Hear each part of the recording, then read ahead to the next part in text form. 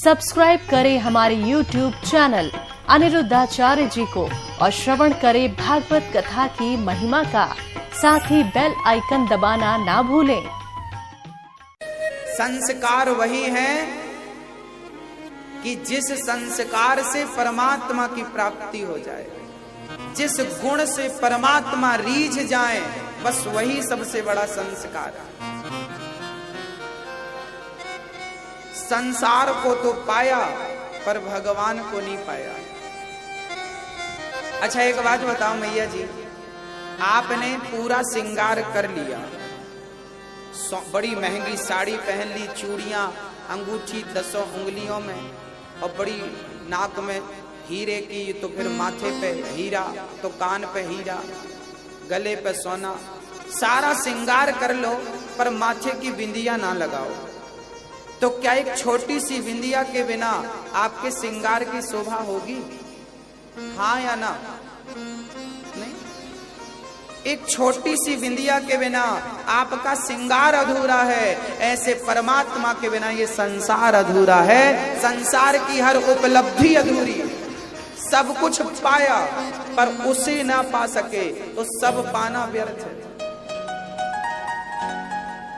हाँ मैया जी, सब कुछ पाया, धन है, दौलत है, खूब नाम है, पर उसे नहीं पाया जिसे पाने आए थे।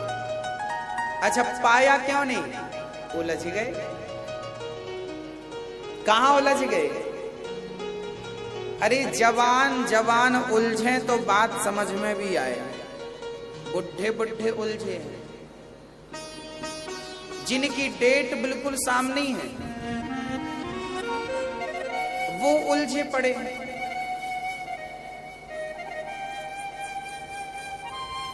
जिनका काम पूरा हो गया है वो उलझे पड़े।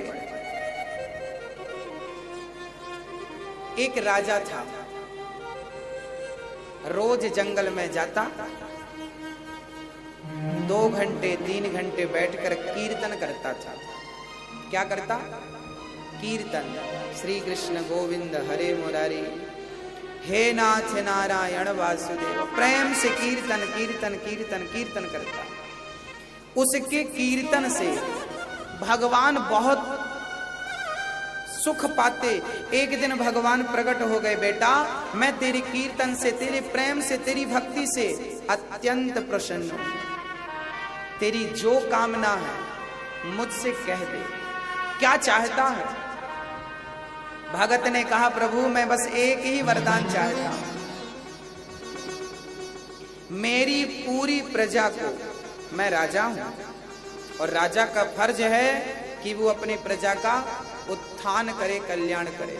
मेरी एक ही इच्छा है कि मैं पूरी प्रजा को आपका दर्शन कराऊं। आप मेरी हर इच्छा पूरी करिए और बच्चों से लेके बूढ़ों तक को आप दर्शन देकर उन्हें अनुग्रहित कीजिए। भगवान बोले ये तो बड़ा कठिन है, तपस्या आपने करी है और वरदान हम, दर्शन हम सबको दें, संभव नहीं है। राजा बोले तो ठीक है, अभी मैं और आपका भजन करूंगा, जब आप मेरी बात मानेंगे तब मैं समझूंगा कि मेरी भक्ति सफल हो।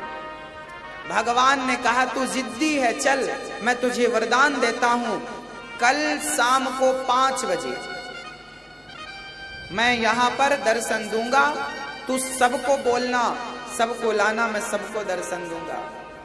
राजा खुशी खुशी नगर में गया, टिंडोरा पिटवाया, कल भगवान मिलेंगे, कौन कौन चलेगा? सबने हाथ खड़े कर दिए, मैं चलूंगा। मैं बच्चों से लेके बुढ़ों तक नहीं, बूढ़े बूढ़े, वृद्ध माँ, वृद्ध पिता, बच्चे, नौजवान, नई नई बहुएं, सारे लोग चलो चलो भगवान मिलेंगे। घर से निकले ढोल नगाड़े मजीरा झांझ कीर्तन करते हुए, श्री कृष्ण गोविंद हरे मुरारी, हे नाथ नारायण वासु। सारे लोग कीर्तन करते करते आप जैसे ही जंगल में प्रवेश करते हैं तो गांव के लोगों ने देखा कि पैसों का ढेर लगा था, पैसों की ढेर। अब गांव वालों ने देखा कि राम राम, इतना पैसा तो हमने कभी नहीं देखा। पागल हो गए, चढ़ गए ढेर पर, नाचने लगे कीर्तन भूल गए और कहाँ जाना था ये भी भूल गए। और बस वहीं अब राजा ने याद दिलाया, भगवान खड़े हैं आगे, दर्शन नहीं करना।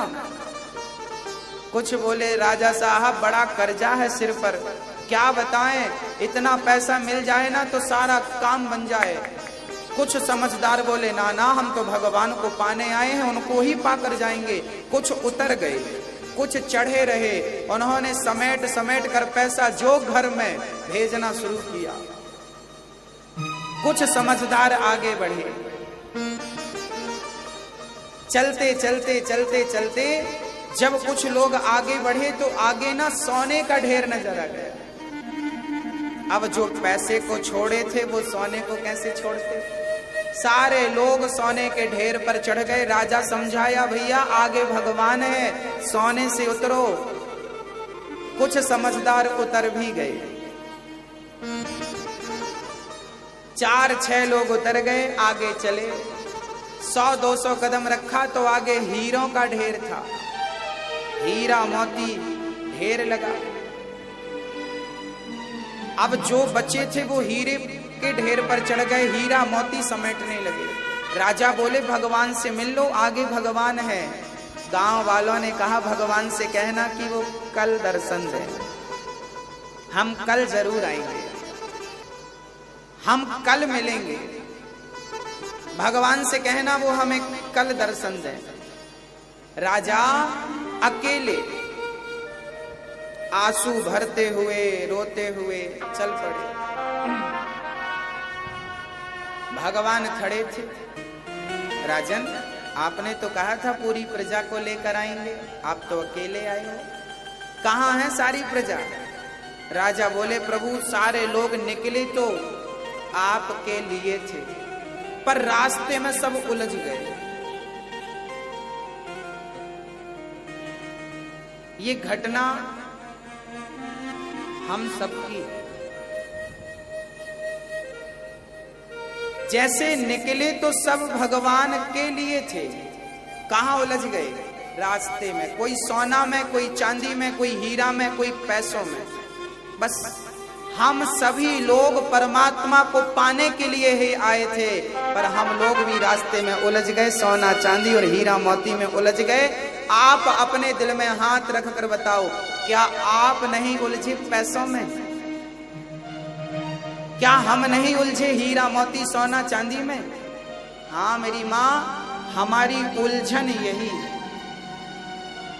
हम जितना महत्व पैसे को देते हैं, जितना महत्व वस्तु को देते हैं, जिस दिन उतना महत्व कृष्ण को देने लगेंगे तो वस्तु का मूल्य कम हो जाएगा और कृष्ण का मूल्य जीवन में बढ़ जाएगा। और जब तक कृष्ण का मूल्य नहीं बढ़ेगा आपके लिए, आपके जीवन में, तब तक वो प्राप्त नहीं हो सकता, क्योंकि वो अमूल्य है। परमात्मा क्या है? अमूल्य वस्तु है, और जब तक आप उसे अमूल्य समझेंगे नहीं तब तक वो आपको मिलेगा नहीं। आप संसार के लोग ना पैसों के सामने भगवान को भी ठुकरा देते हैं। अरे माँ बाप के सगे नहीं होते आजकल, तो भगवान की तो दूर है। जिसने जन्म दिया उसको ही घर से निकाल देते हैं पैसों के लिए। तो जब आपने महत्व ही नहीं दिया गोविंद को, कैसे मिलेगा? अब राजा ने एक प्रश्न कर दिया कि प्रभु, मैं रोज आता था तब तो सोना चांदी हीरा मोती का ढेर नहीं मिलता था, आज गांव वाले आए तो आपने उनको बरगला दिया उसमें। तब भगवान ने कहा कि तुम्हारे लिए तो सोना चांदी कीमती ही नहीं है, तुम्हारे लिए तो मैं कीमती हूं, इसीलिए मैं तुम्हें मिल गया। पर ये गांव के लोग मुझ तक आ रहे थे तो मुझे उनकी परीक्षा तो लेनी थी ना, मुझे देखना था ना कि इनके जीवन में महत्व किस चीज का है, प्रभु का या